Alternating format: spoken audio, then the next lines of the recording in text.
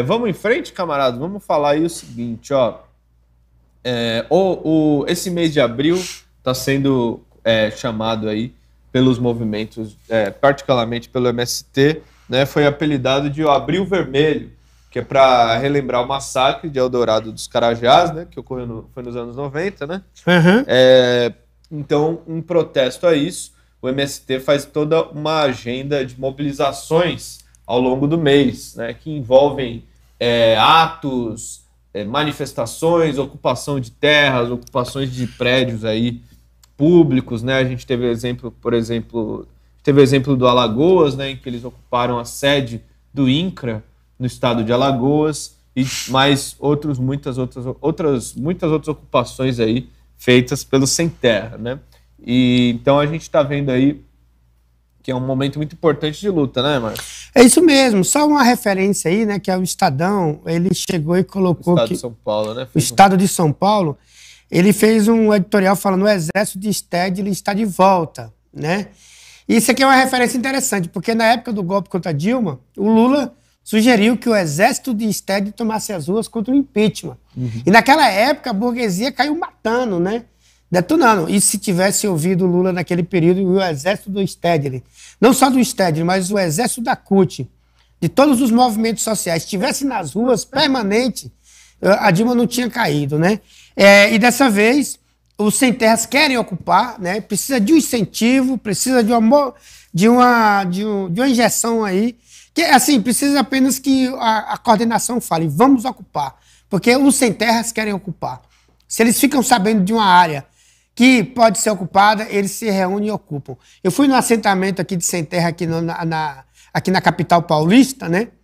E aí um colega, um companheiro do PCO, perguntou assim pro coordenador lá da FNL, como é que vocês acham essas pessoas aqui que vêm ocupar? Ele falou, não, o pessoal vem aqui, a gente tem que barrar a quantidade de gente que aparece aqui querendo fazer parte da ocupação, né? O que não falta é pessoas aqui desoladas, desempregadas, em situação de rua que querem um pedacinho de terra para morar ou para produzir. É interessante citar, né, a matéria do Estado de São Paulo, né, em que eles falam, o trecho que eles falam, que eles atacam aí o Lula por ter levado o Stedley Isso. à posse da Dilma, né, como presidente do Banco dos BRICS. E aí eles falam o seguinte, Estadão, né, o editorial do Estadão. Como se não fosse insultuosa o bastante a mera presença de um notório invasor de propriedades no seleto grupo que acompanhou o presidente da República na visita ao maior parceiro comercial do país, Lula ainda permitiu que o chefão do MST figurasse na foto oficial do encontro de cúpula com o presidente chinês Xi Jinping, na cerimônia de posse de Dilma Rousseff como presidente do chamado Banco dos BRICS.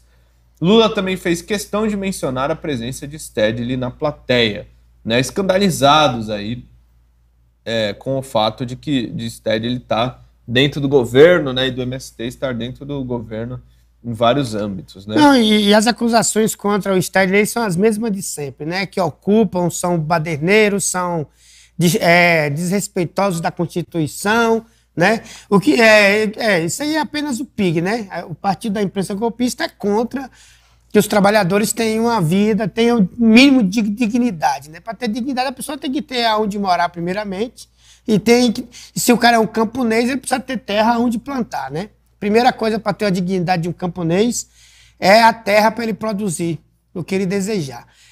Não é, Vicente?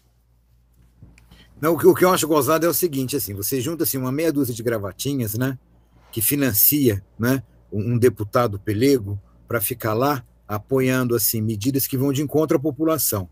Né? Quer dizer, o exército de 300 picaretas, né, com anel de doutor, disso ninguém fala nada. E aí pega pessoas que estão reivindicando terra, que estão reivindicando moradia, e vem falar que é um exército de bagunceiros.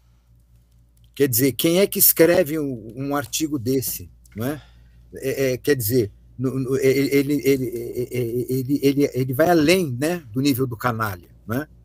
Isso é uma pessoa que está indo de encontro à nação brasileira. É um traidor do país, uma pessoa que escreve um editorial desse. Isso tem que ficar claro. Ele está indo de encontro ao Brasil. É isso que ele está fazendo. Quem ele pensa que é? Quem são esses jornalistas da Folha de São Paulo para falar do Lula, para falar do Stedley? Esses caras, eles ajudaram a tortura durante a ditadura, sabe? Que jornal é esse? Pasquim ordinário. Não sei como é que as pessoas conseguem ler esse jornal. Folha de São Paulo, Estado de São Paulo, isso é lixo. E uma das coisas também aí, relativas a isso aí, que uma das reivindicações mais importantes dos oprimidos brasileiros é a reforma agrária. Isso aí vai levar o país a outro patamar de desenvolvimento econômico. Então, o MST está certo, tem que ocupar todas as terras, produtivas ou não, e exigir que o governo Lula faça a reforma agrária, né? A reforma agrária no Brasil vai colocar o país em outro patamar de desenvolvimento econômico. Isso é uma das reivindicações mais importantes. Você foi lá falar com o pessoal do Sem Terra. Se você vai falar com o pessoal do Sem Terra, com o pessoal, esses movimentos de sem teto, você não vai encontrar gente bagunceira. Você vai encontrar gente muito mais organizada do que parece. É porque isso não é divulgado na mídia.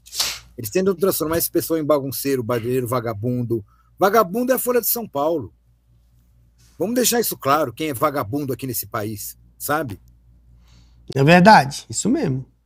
Eles são bastante organizados, inclusive eles preparam cozinhas solidárias e chamam o pessoal que está em situação de rua, todo mundo ali ao redor para alimentar. Não, o negócio Tem crianças que chegam lá que já tem não sei quanto tempo sem tomar um copo de leite, eles vão lá e organizam lá, faz uma coleta lá e alimentam criancinhas que estão em situação de desnutrição, coisa que o próprio governo deveria fazer e garantir nas escolas e etc, né?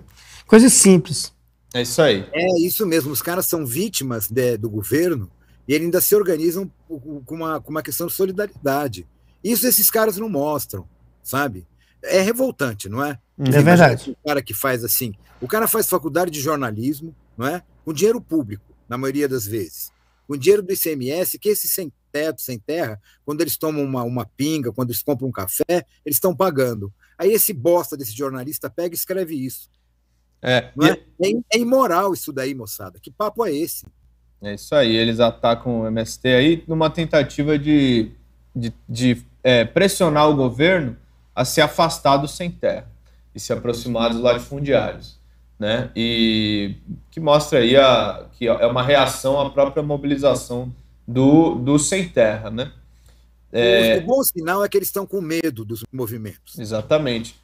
No meio disso daí também, né? Também no contexto do campo, a gente tem a questão do Magno, que segue preso, né? O Magno, que é o índio Guarani Kaiowá, militante do PCO, foi candidato do PCO ao governo do estado do Mato Grosso do Sul, foi preso ilegalmente, junto com outros 10 companheiros dele, ou são outros 9, na verdade, né?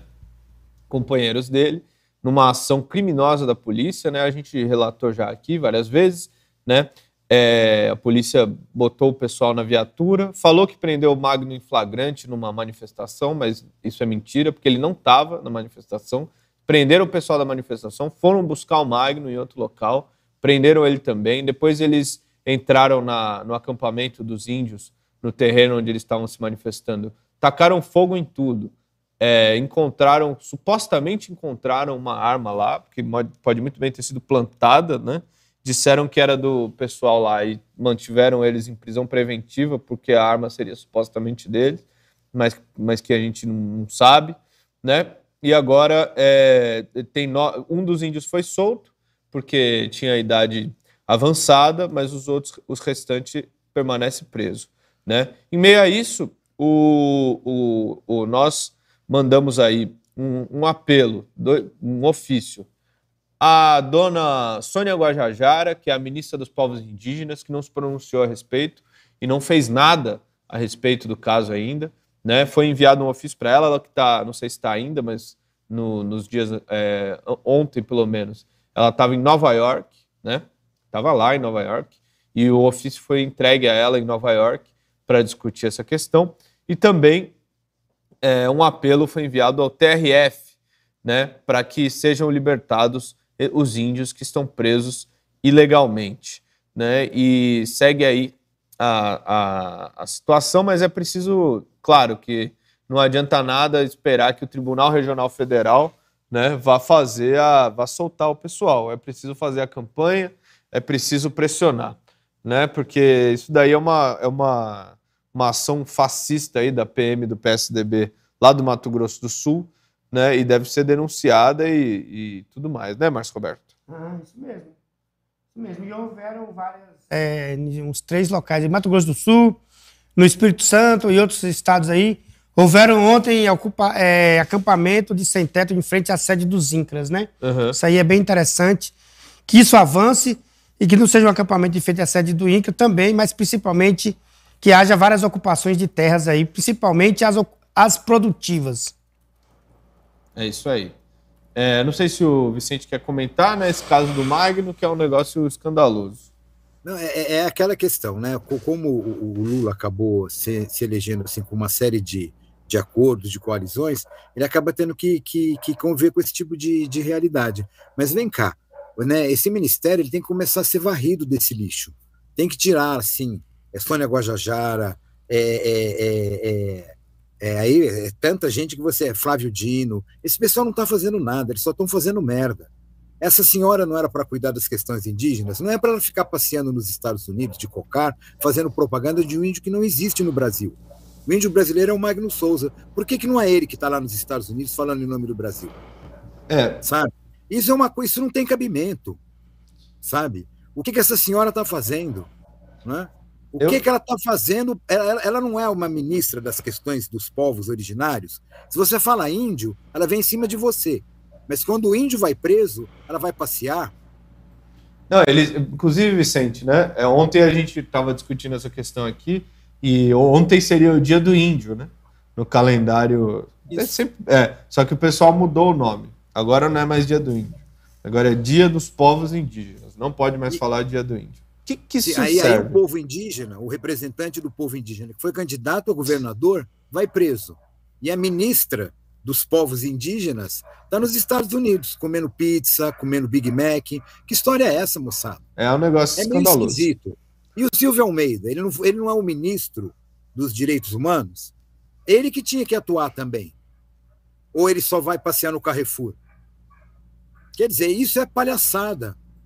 É escandaloso. É escandaloso. E o pessoal está muito disposto aí, né, a atacar o Borba Gato, que morreu há trocentos anos, né? Mas aqui a gente tem foto aí da Guajajara com a Simone Tebet, com os grandes latifundiários aí do Mato Grosso do Sul, os representantes dos assassinos dos índios. Ninguém se incomoda. Mas o Borba Gato, que é uma estátua, esse daí todo mundo quer botar fogo, né? É um negócio, defender o índio do passado, o índio imaginário, todo mundo quer, mas aqui o índio que está sendo preso hoje, o índio que foi candidato ao governo do estado por um partido de esquerda, o índio que é militante, o índio que está na luta política pelos seus direitos, dane-se, ninguém quer saber. Realmente um negócio vergonhoso. E fica meio vergonhoso mesmo as declarações, por exemplo, desse Carlos Fávaro. Quem é esse cara? Isso vai de encontro aos direitos humanos, não vai? Então por que o ministro dos direitos humanos não foi em cima desse cara quando ele falou que o pessoal do MST é vagabundo, é criminoso, que é terrorista, que está invadindo terra? Terrorismo quem faz é o latifundiário. Exatamente.